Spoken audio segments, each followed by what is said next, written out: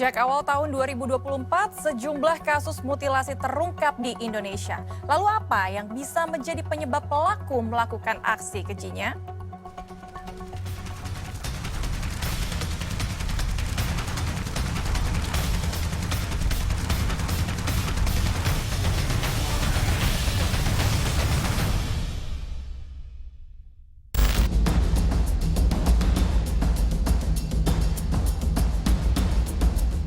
Sejak awal tahun, sejumlah kasus mutilasi terjadi di tanah air.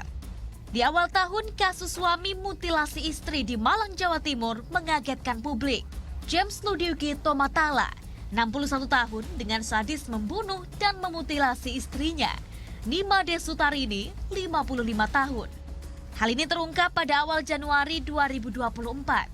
Saat seorang warga diminta bantuan sang suami untuk memindahkan istrinya, yang ternyata potongan tubuhnya berada di dalam ember di teras rumahnya.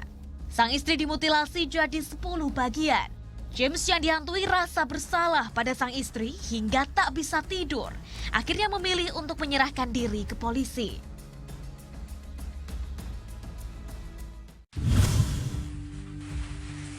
Masih di Malang, Jawa Timur, tak lama berselang terungkap kasus mutilasi lainnya. Kali ini, seorang pria bernama Abdurrahman.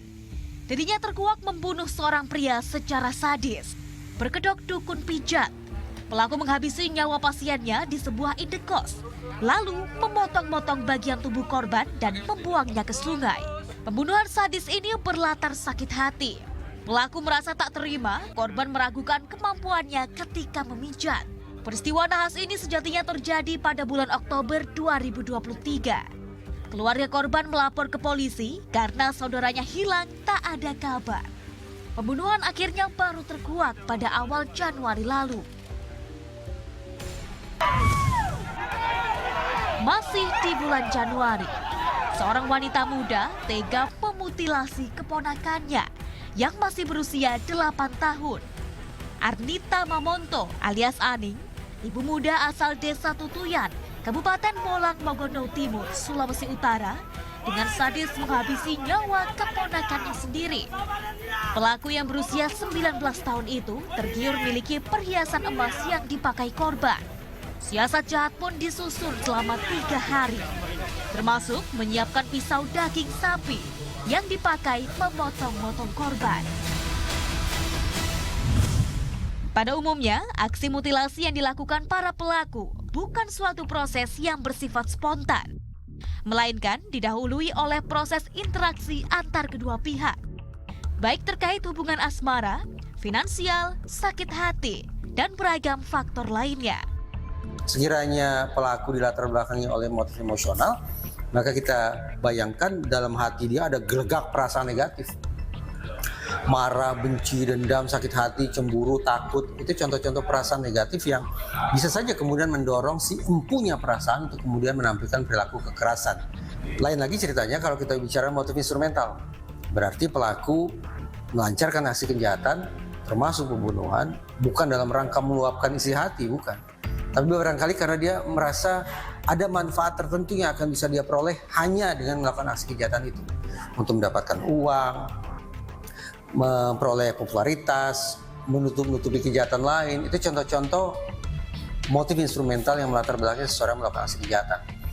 Beberapa kasus pembunuhan keji yang terjadi dalam waktu yang berdekatan menuai tanggapan psikolog forensik. Perbuatan ini disebut copycat crime atau kejahatan hasil peniruan, yang dilakukan karena menilai perbuatan itu efektif untuk menyelesaikan masalah. Copycat crime ini terbagi dalam 3 fase, yakni observasi atau pengamatan, retensi atau menyimpan bagaimana perbuatan dilakukan, kemudian duplikasi atau proses peniruan kejahatan. Duplikasi, dia tiru perilaku itu.